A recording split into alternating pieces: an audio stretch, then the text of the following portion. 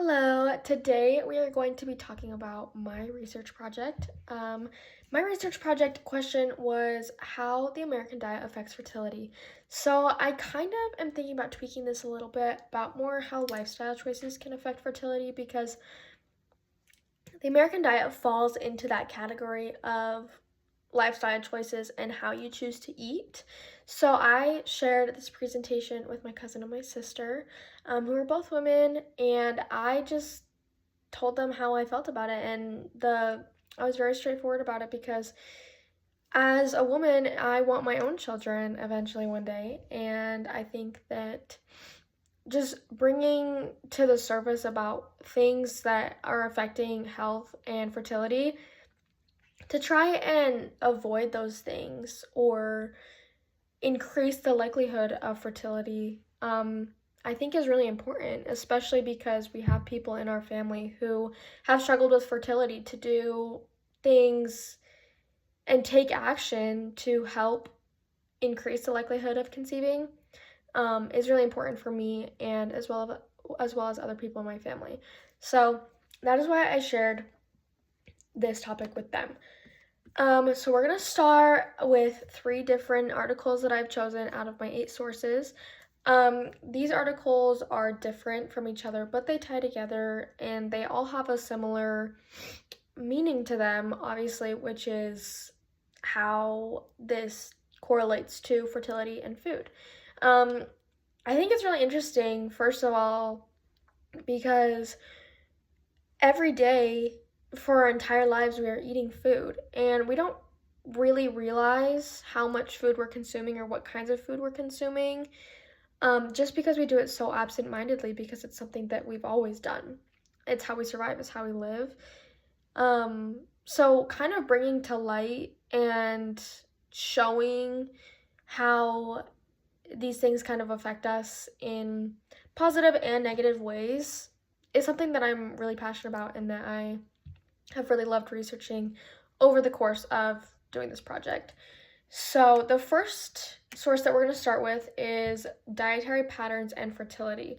So this source was one of my top sources. I loved this source. It was very long. And that was a pro and a con for this source. Because it was so long, it was using a lot of words that were hard to comprehend, a lot of medical terminology that obviously I don't know because I'm not in the medical field. But I loved this article because it gave so much information about fertility and health and eating, and specifically the Mediterranean diet. So the Mediterranean diet is a diet that focuses on plant-based foods. So I have a list here. It says fruits and vegetables, whole grains, legumes, nuts and seeds, and olive oil. So basically, cutting out all of that excess trans fat that we don't need, that is actually really bad for our bodies, that we are constantly consuming through the American diet on a day-to-day basis, especially when you're eating out. A lot of the food that we're eating, fast food, is very gross and it has a lot of fat and a lot of terrible things in it for you. But yeah, I love this article. Again, just to reiterate, it had a lot of really good information, a lot of really good tables that I loved, that had a lot of data on them to show kind of effects and cause and effects of results of fertility through using and eating a Mediterranean diet. The second source that I have is called The Role of Lifestyle Intervention in Female Fertility, a modifiable factor for preconception health. So I really love this article because it focused specifically on women. And in my article, in my final research paper, I am going to talk about men and women and how they both contribute to the likelihood of fertility and conceiving, how they both fall into that category. I feel like a lot of the time we are just focusing on women because they're the ones that carry the fetus, but it goes both ways, you know. It's a 50-50 effort for both parties. So I think that focusing on women is something that we do a lot, so that's why I wanted to bring that to light. But in my article, I will be focusing on ways that men can also implement certain things in their life to increase their likelihood of fertility.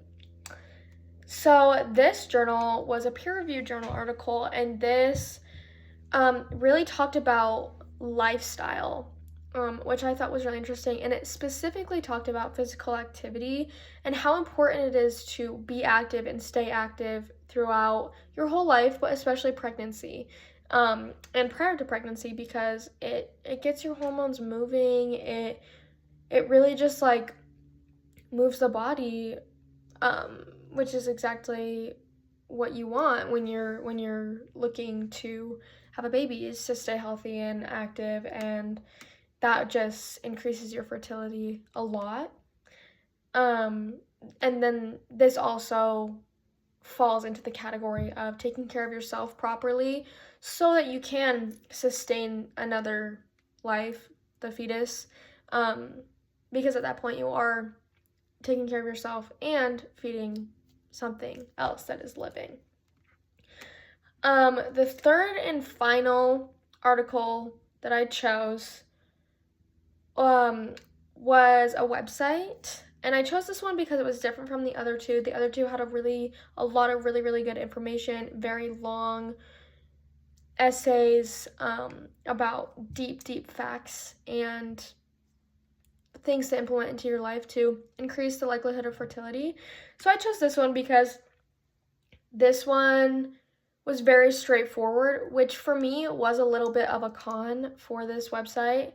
But I think as it being a website, it was a pro, that it was very straightforward, because people, as it's just a website, people are not looking to dig deep and find a lot of information, just very basic things. So again, a pro and con for both of the same scenario. But this one talked about things that are kind of out of your control in regards to fertility. So those would be aging, of course, we're all aging, irregular periods and ovulation, or uterine or cervical conditions. So those are things that are out of your control, but I loved that they touched on these and kind of just brought attention to things that, again, are out of your control, but people need to be aware of,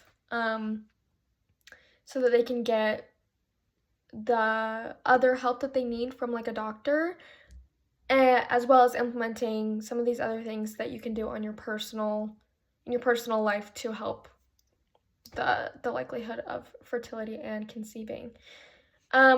These articles were really good. Again, two of which were full packed of information, and one that was just very straightforward to the point. These articles are going to be really good in my final paper, and I'm excited to see the final draft.